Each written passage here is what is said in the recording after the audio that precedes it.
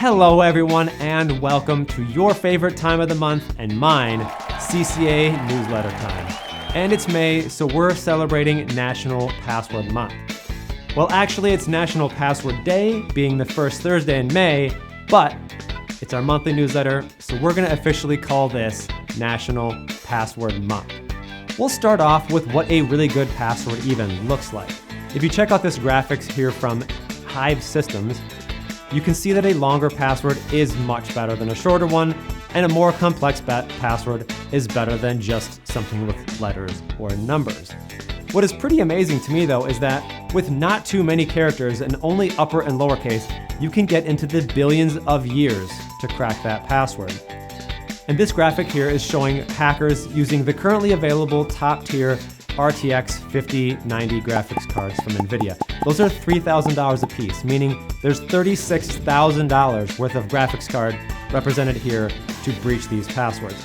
In recent news, the US Director of National Intelligence was found to have a very simple password. For the record, this user is not a subscriber of the CCA newsletter. Luckily, all the passwords and accounts were for personal only, and no government data was theoretically breached in this incident.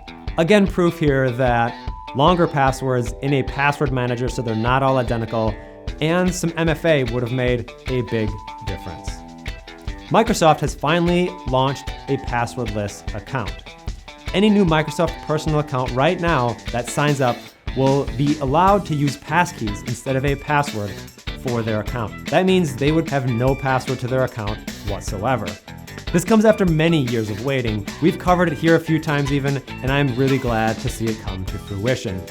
Passkeys consist of two cryptographic keys, one that's on the server and one on your device, known as the authenticator.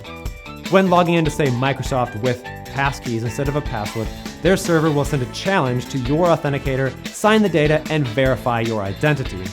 Passkeys are safer than passwords because they are resistant to phishing and error-proof.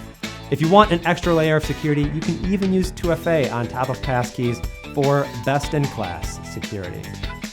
What a weird ending to a National Password Month newsletter, right? But I do foresee passwords being part of our life for a few years yet, as passkeys becomes more available to us.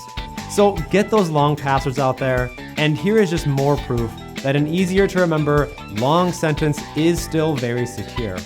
And just for me, toss in some numbers and special characters and move those passwords into the trillions of years to be breached. That's all from me today, folks. I hope you have a wonderful summer, and we'll catch you all next time.